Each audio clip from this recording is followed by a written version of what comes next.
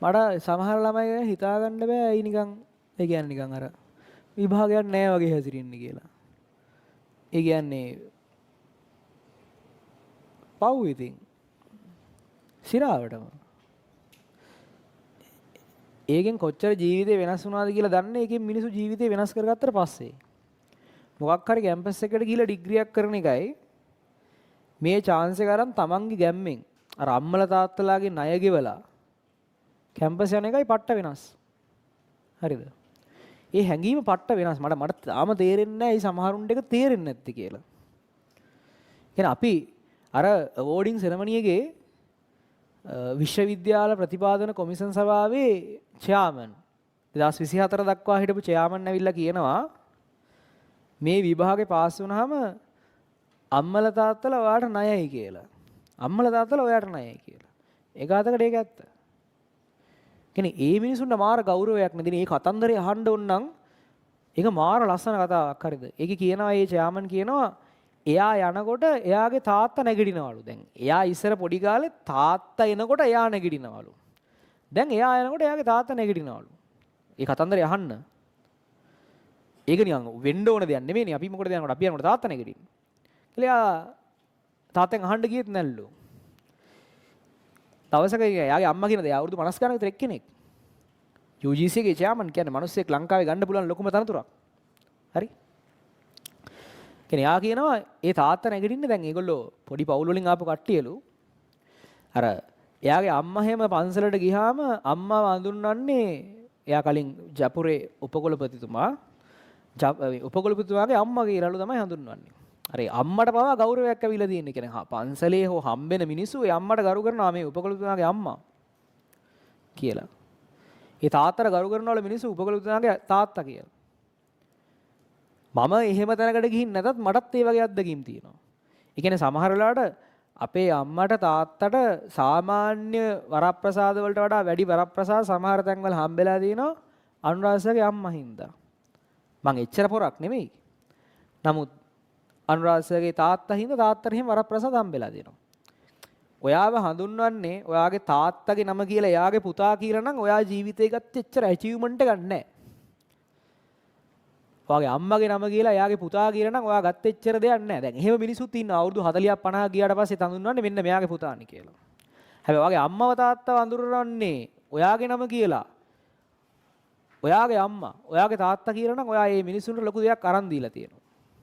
හරි? මේක කොච්චර වැදගත්ද කියලා ඉතින් කියන්න වචන නැහැ. ඒ නිසා බබාලා වගේ හැසිරෙන්න එපා. කියන්නේ මේ කාලේ මේ ශිෂ්‍යත්වය නෙමෙයි O level නෙමෙයි. ෆස්ට් අයි ළමයින්ට එච්චරම සංවේදී නැතුව ඇති මම මොකක් හරි කරපු පිනකට මට ෆස්ට් අයි වලදී එහෙම හිතුණා. මට හිතුණා අම්මගේ තාත්තගේ සල්ලි නාස්ති කරන්න බෑ මට කැම්පස් එකේ කෝස් එකක් කරන්න මට ප්‍රයිවට් එකකට යන්න පයිලටින් කෝස් එකක් කරන්න මට අම්මගේ තාත්තගේ සල්ලි නාස්ති කරොත් මං ජීවිතේ ලබාගත්ත දෙයක් නැති වෙනවා කියලා මට හිතුණා. ඒ නිසා මං ඒගොල්ලන්ගේ සල්ලි නාස්ති කරන්න නැතුව මම මහන්සි වෙලා උපයා ගත්තා.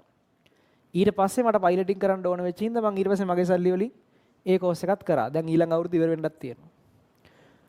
ඒක සෑහෙන අමාරුවෙන් ඉතින් අදගෙන ගියේ. දැන් තව තියෙනවා. ඉතින් තව මාස 8ක 9ක කාලයක් තියෙනවා. එතකොට අර ඒ හැඟීම තිබ්බොත් විතරයි තැනකට යන්න පුළුවන් වෙන්නේ. හරිද? ඒ කියන්නේ අර තමන්ට දෙයක් කරන්න ඕනේ, තමන්ගේ වටිනාකම තමන් උපයා ගන්න ඕනේ කියන එකට හැඟීම තිබ්බොත් ඔයාලට දෙයක් කරන්න පුළුවන්. හැබැයි මේ හැඟීම නොදැනෙනකන් දෙයක් කරන්න හරි අමාරුයි. කමන්නේ ඔන්න ඔය එහෙම මිනිස්සුත් ඉන්නවා. කමන්නේ ඔන්න ඔය අම්මලා වියදම් කරයි.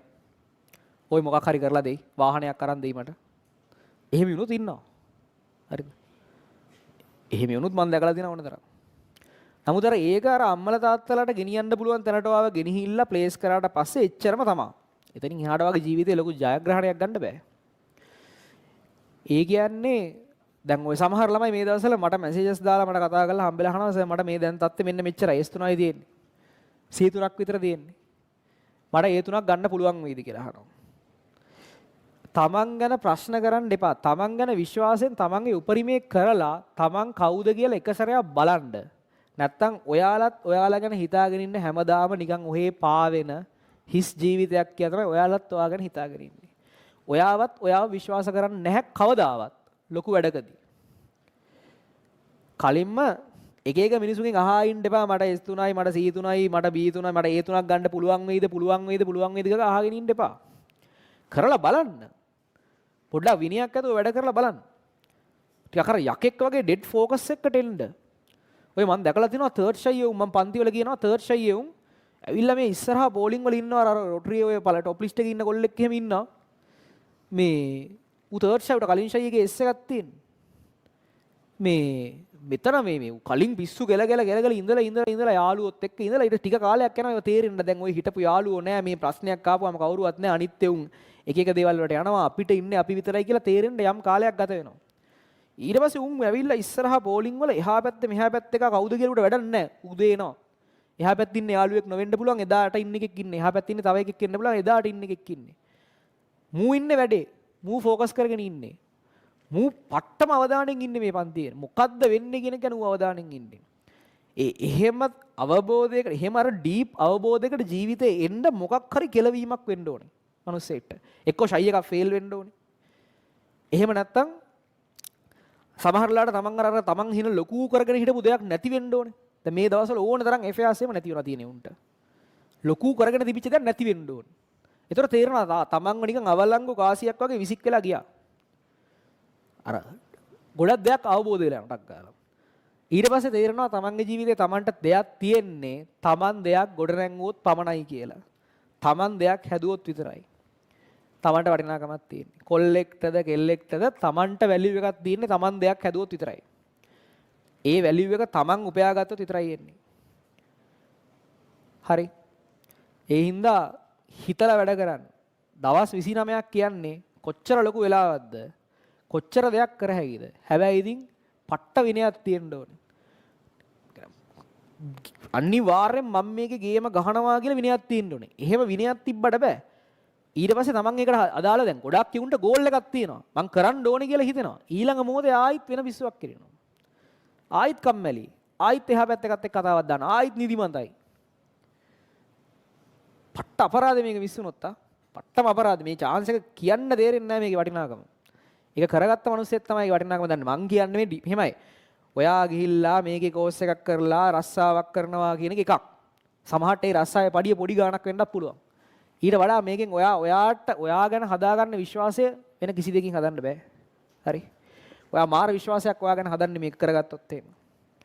ඕන දෙයකට අත ගහන්න බය නැතුව ඔයා අත ගහනවා. මම එහෙම මේ ටියුෂන් වල කරපු ගොඩක් දේවල් කවදාවත් කවුරුවත් කරපු නැති දේවල්. මං මේ හැම එකටම අත ගැහුවේ මට මං ගැන තියෙන ෂුවර් එකකින් හින්දා.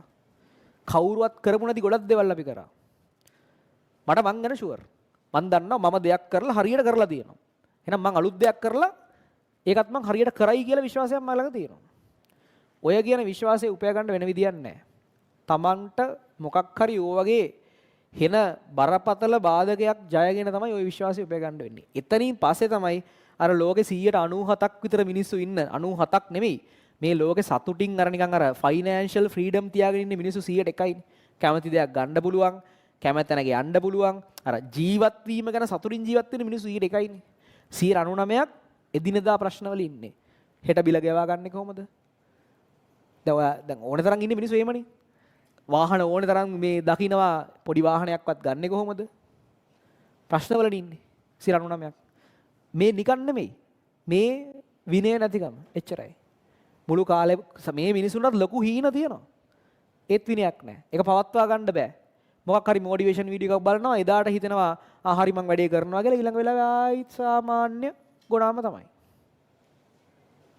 හරි.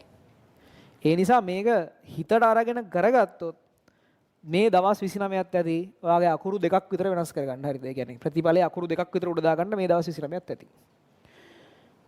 හැබැයි ඉතින් ලොකු ගේමක්. ලොකු ගේමක්. පට්ටම ගේමක්. හැබැයි ඉතින් මං වගකීමෙන් කියනවා ඔයා හරියට ફોකස් කරලා ඔය නිදිමත බඩගිනි ආරාමයේ වගේ හිතන නිකන් සිල්ලර ජීවිතයක් වෙන්න එපා අපරාධය. නිකන් ඔහේ කවුරුවා නිකන් මොකද්ද එහෙනම් මෙච්චර මේ දඟලන්නේ මැත්ස් කරලා සයන්ස් කරලා අපරාධෙනි මොනවා හරි වෙන සබ්ජෙක්ට් එකක් කරලා කැම්පස් යන්නත් තිබ්බා. ඔහේ ජීවත් වෙන්න ඕන නම් එහෙනම් මේ සෙකන්ඩ් ෂයි එකක් තර්ඩ් ෂයි එකක් කරන්න ඕනෙත් නෑ කවුරු හරි කරනවා නම්. මොකක් හරි ඔය ජොබ් එකක් හොයාගත්තා කියන්නේ කොච්චර ජොබ් තියෙනවද මිනිස්සුන්ට ලංකාවේ? හරි. මහන්සි වෙන්න මේ වැඩේට. මම මේ කියන්නේ කාටවත් වැරද්දක් කියනවා නෙමෙයි. මම කියන්නේ අවංකව මහන්සි වෙන්න. කවුරුවත් අවංකව මහන්සි වෙන්නේ නැහැ. කිසි දෙයකට අවංකව මහන්සි වෙන්නේ. මම ගොඩාක් වෙලාවට කෑම කන්නේ වාහනේ යන ගමන්. හරි? මට විභාගයක් තියෙනවා නම් පාඩම් කරන්නේ මට පාඩම් කරන්න බෑ වාහනේ යන ගමන් පාඩම් කරන්න බෑ ලැප් එකක් ෆෝන් එකක් අයිපැඩ් එකක් තියාගෙන බලන්න බෑ මගේ අර පොඩි අවුලක් තියෙනවා මේ සමහර ගොඩක් කටට තියෙනවා ඒක මේ බලන්න බෑ මේක හෙල්ලෙනකොට ඔලුව රිදෙනවා හිතන්නවත් මාරම අමාරුයි බලන්න ඉතින් කරන්න දෙයක් නැතිකමට මම මේ විභාග වලට පාඩම් කරේ ඕන තරම් වාහනවල යන ගමන් මං කරේ ඒ PDF ටික අරගෙන ටෙක්ස්ට් ටු ස්පීච් කියලා ඇප් තියෙන්නේ අර ඒ ටෙක්ස්ට් එක දැම්මා මේක කියවන්නේ ඒ කියවන ඇප් එකට දාගෙන සද්ද අහගෙන තමයි විභාග වලට පාඩම් කරේ. මම වැඩි හරියක් විභාග ලියලා තියෙන්නේ එහෙම පාඩම් කරලා. මොකද මට බලන්න බෑ ඒක. ගොඩක් වෙලාවට දැන් ওই පන්ති වලින් ඉඳන් කැම්පස් හරි ඒ මොකක් හරි කෝස් එකේ වැඩ කරලා හරි යනවා නම් ඇඳුම් මාරු කරන්නේ වාහනේ. හරි. ඉතින් එහෙම දේවල් වලින් පස්සේ තමයි මේ ලබා ගන්න ජයග්‍රහණය මනුස්සයට එන්නේ. රෝස මලක් වගේ ඉඳලා නෙමෙයි. ඒක තමයි කැපකිරීම. ඒකට තමයි රිටර්න් එකක් දෙන්නේ. ඒ කැපකිරීම නැතුව රිටර්න් එක විතරක් බලාපොරොත්තු වෙන්න එපා. කැපකිරීම තිබ්බොත් රිටර්න් එක හම්බෙයි. කැපකිරීම නැතුව රිටර්න් එක විතරක් බොරුවට බලාගෙන මේ මට මෙහෙම වෙන්න පුළුවන් වුණොත් හොඳයි. මට මෙහෙම වාහනයක් ගන්න පුළුවන් වුණොත් හොඳයි. මෙහෙම ජීවිතයක් ගෙවන්න පුළුවන් වුණොත් හොඳයි. වැඩක් නැහැ වෙන්නේ නැහැ ඉතින්. එහෙම වෙන්නේ නැහැ. හරි? එහෙම වෙන්නේ නැහැ ඉතින්. ඒ නිසා ඔයාට මේ වැඩි ඕනේ මේ දවස් 29 ඉවර වෙද්දී මම සිරාවට මේකට අන්තිම දවස් 29 හරි මං අවංකවම මහන්සි වුණා. අවංකවම මම මේකට කැප වුණා කියලා කියන්න පුළුවන් නම් වාට විභාග ඉවර වෙන දවසට එච්චරයි. ඒ ඇති. මෙච්චර කාලයක් වෙච්ච දේවල් වෙනස් කරන්න බෑනේ. පහුගිය අවුරුදු දෙකෝ අවුරුදු දෙකේ හෝ වෙච්ච දේවල් හෝ මේ මොහොත දක්වා වෙච්ච දේවල් වෙනස් කරන්න බෑ. තව දවස් 29යි විභාග දවස් 10ක් 15ක් තියෙනවා. දවස් 39ක් විතර තියෙනවානේ. ඔය ටික ඉවර වෙලා කෙමිස්ට්‍රි පේපරේ හරි ICT පේපරේ ලියලා ගෙදර යද්දී හරි මම මගේ අන්තිම මාසේ උපරිම ගේම දුන්නා. ආයි මට වෙන කරන්න දෙයක් තිබුණේ නැහැ උපරිම කරා කියලා කියන්න පුළුවන් ගන්නට හැදුනොත් හිත එච්චරයි. හැබැයි ඒනකොටත් හිතුනොත් එහෙම අපරාධේ මට තව ටිකක් මේ අන්තිම මාසේ කරන්න තිබ්බ කියලා එහෙම වෙන්න බෑ. මහන්සි වෙන්න මේකට. හරි? මේ වෙලාවේ වෙනකන් ඇහැරලා හිටියා කියන්නේ ඔය තියෙන ටික ඉස්සරහට කියන්නේ මේ වෙලාව වෙනකන් ඔයාලා සිරාවටම අවධානයෙන් ඉන්නවා නම් ඔන්ලයින් හෝ ෆිසිකල් කියන්නේ ඔයාලා ඇත්තටම හොඳයි. සිරාවට කියන්නේ. දැන් රෝසමල් නිදි. හරි. රෝසමල් අවදි වෙන්නේ හෙට උදේටයි. හරි? ආගන්න. නැති ඉංජිනේරුවේ දොස්තර කෙනෙක් වෙන්න නම් අර දොස්තරලාට තියෙන නයිට් ෂිෆ්ට් ඔන් කොලර අපේ අක්කා ඉන්න පට්ට දුකක් විඳින්නේ. හරිද? ඒ කියන්නේ ඒ අකගේ බරම අඩු වෙලා කිලෝ 15ක් විතර මේ ටිකට. කියන්නේ දුකට. විඳින දුකට. ඇත්තටම කියන්නේ. අපේ අක්කා කියලා මං කියන්නේ මගේ මක්කා නෙමේ. මගේ ලොකු අම්මගේ දුව ඒ වුණාට අපේ අර අම්මා සහ අම්මගේ අක්කා ඒ එකම ඒ කියන්නේ ගෙවල් තියෙන එකම ඉඩමක වගේ. ඒතර යා 4th ෂයි එකෙන් කැම්පස් ගියේ හරි. මෙඩිසින් ගියේ 4th ෂයි ෆස්ට් ෂයි S3යි.